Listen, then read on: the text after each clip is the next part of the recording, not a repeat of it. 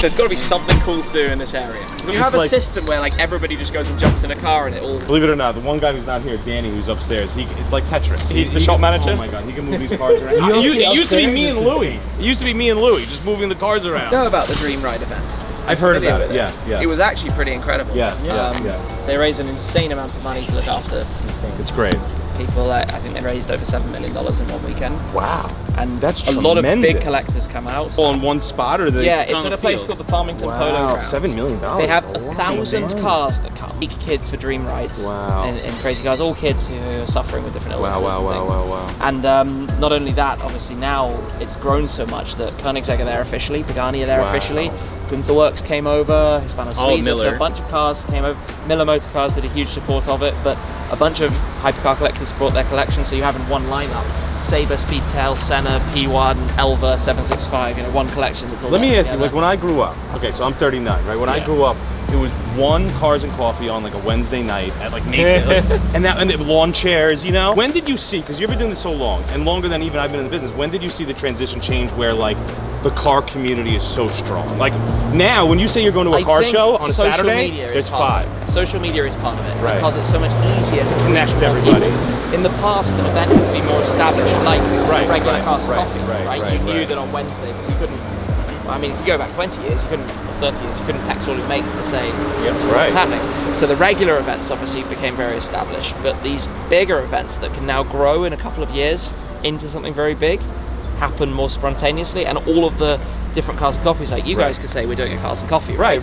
And through your Instagram, through your socials, through your we can't announce it in a week. We have to announce it 3 days before because it gets too big. Exactly, which you could never have done even 10 years ago. You know, but these kind of spontaneous events, now it's possible for... You could just go in your garage and jump in your car and we can get involved. Technically anybody to say, hey, I'm doing a meetup here, right? And put it in the public domain, which you couldn't do, really not, even 10 years ago on social media, you couldn't do that. Right, before that, the beginning phase, Archaic was like making a post on like Ferrari chat or something, right? Yes. Or Rendless. But that still took a while, and everybody would write their usernames. I'm coming.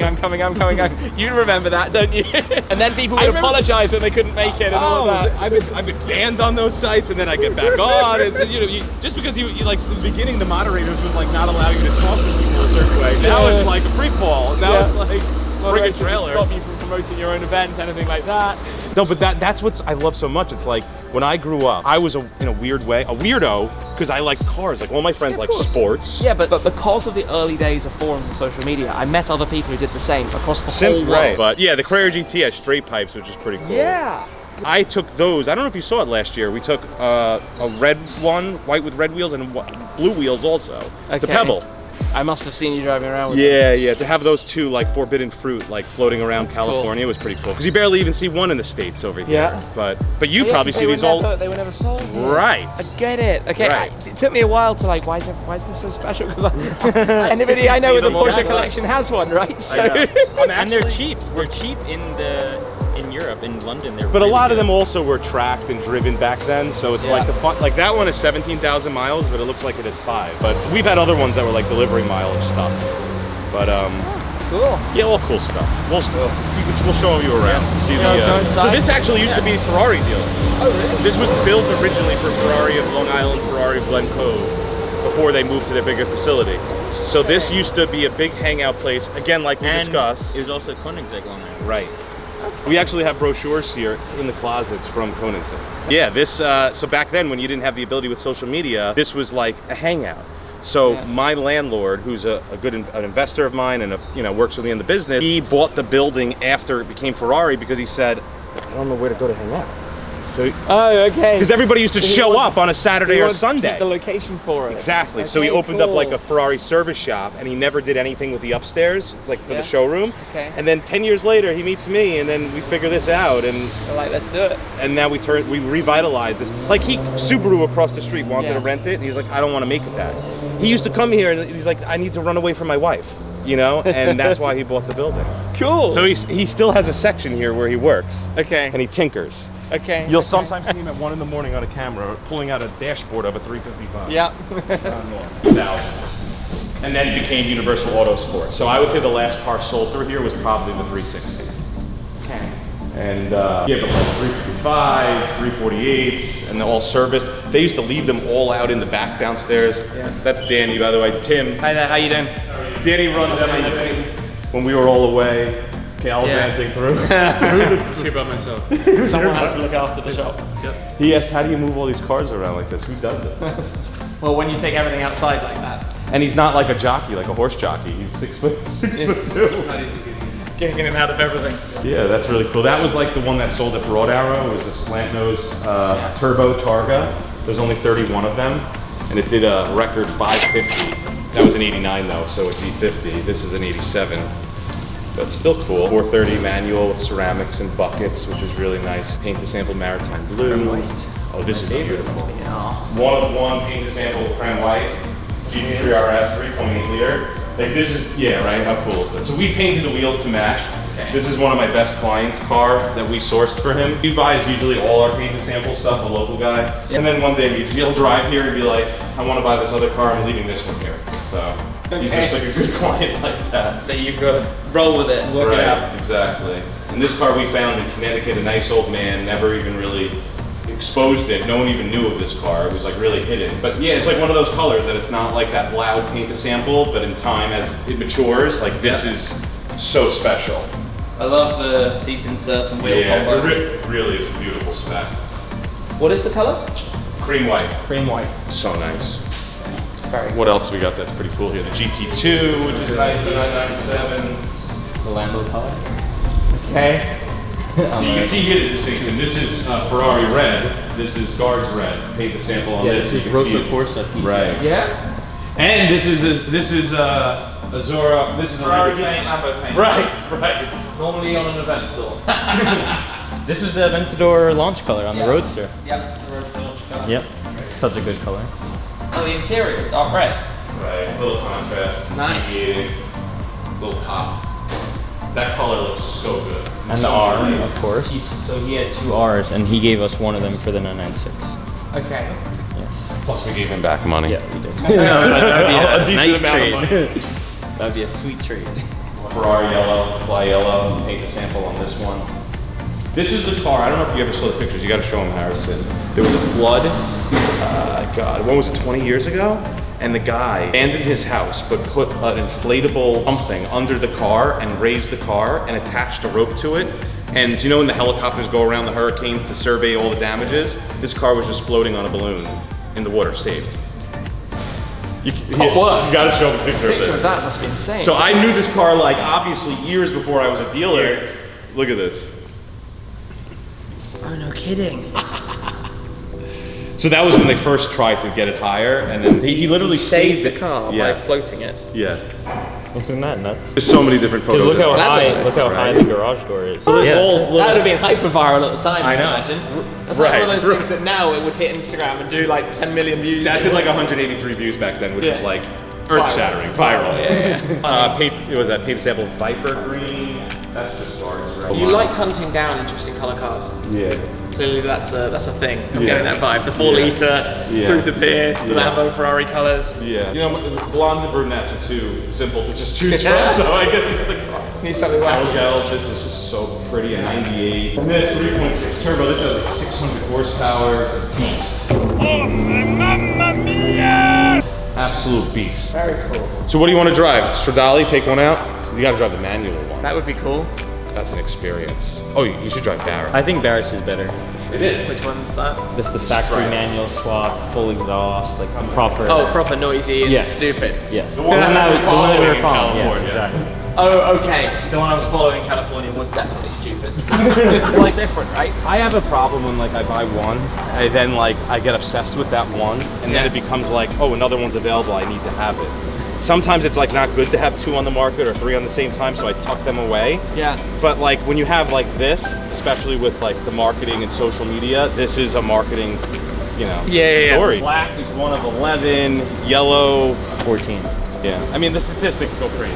But Where I run to check the validity of these statements. Right.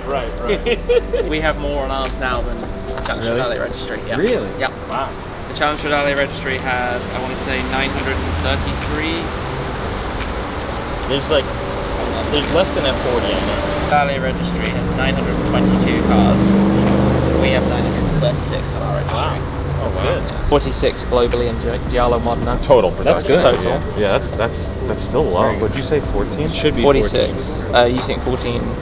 14. How many I know about? Apparently. 14. Yeah. Wow. And did this break down to stripe versus not stripe on yours? We're building something really cool with the app. I can Very talk more good. about it when there's no camera on me.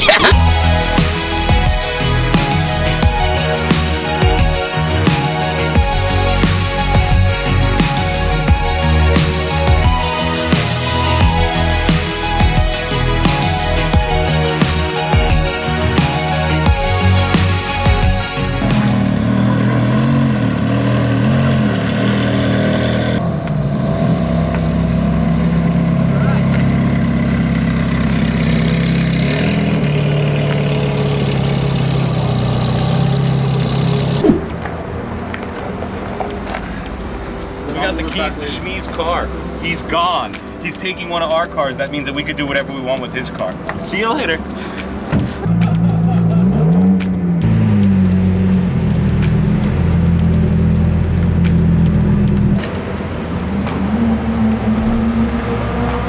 Well, we didn't go too far. We went about 2 feet. It drove unbelievable. I have an amazing review coming later about the 2 feet that we went. You have no idea. It's unheard of. Excuse me, we got a Mustang coming through. You know how we feel about these Stangs.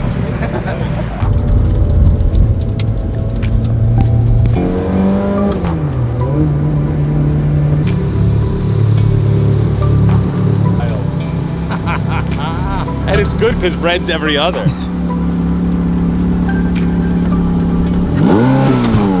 Where you are. Yeah. I know in New York City you get parking tickets all over, but you're good at it. I can't believe they didn't make it. And then if you get into one of them with the F1 transmission, you're literally going to be like, oh, give me this stuff. Yeah, like it just fits so right. And for the price point compared to like an F40 or whatever, from its like, you know, it's such a great car for the money. So for people to start doing it, maybe it's a sin, but it's like one of those good sins. Like, I don't know.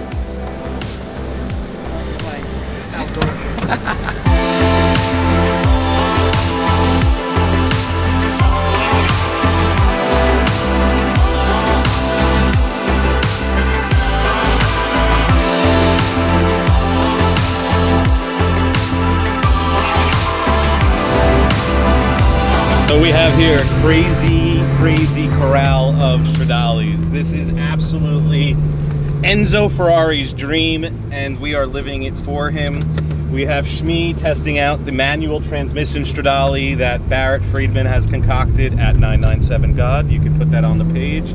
But we are in right now the Giallo Yellow Stradale, which is currently sold, going to its new owner, and we are in a parade of 6 of them as we speak. This is just freaking awesome. And as Shmee said, and we all believe, this is how the car was supposed to be built, with a manual transmission. The F1 is just terrible, but it's still a great car. They may call it a sin for changing it to a manual gearbox, but as Shmee said, this feels like how it was meant to be built. And for the price point compared to like an F40, you can't get better. But for now, let's just enjoy some of the sounds of this car. It's so raw, it's so twerky, twisty, twitchy, you name it, and it really gives you that full race experience, but on the road.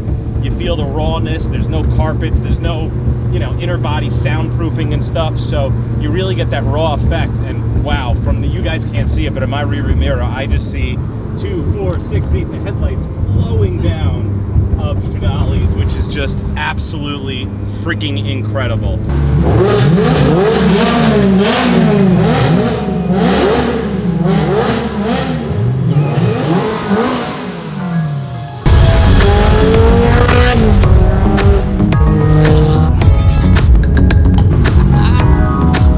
Still in love? You still in love?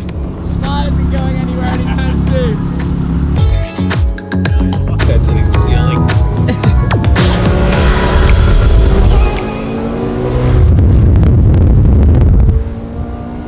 All right, we're back. 6 Stradales out, lots and lots and lots of horsepower. Shmee is smiling ear to ear, putting him in the first time of a gated manual, with a factory gated manual Stradale, which is pretty freaking cool. feel free to come by Ryan Free Motor Cars. If we do have one in inventory, I will let you drive it. So feel free to come by anytime, and we are back at the castle. Ryan Free Motor Cars. Check us out, rfmc.com.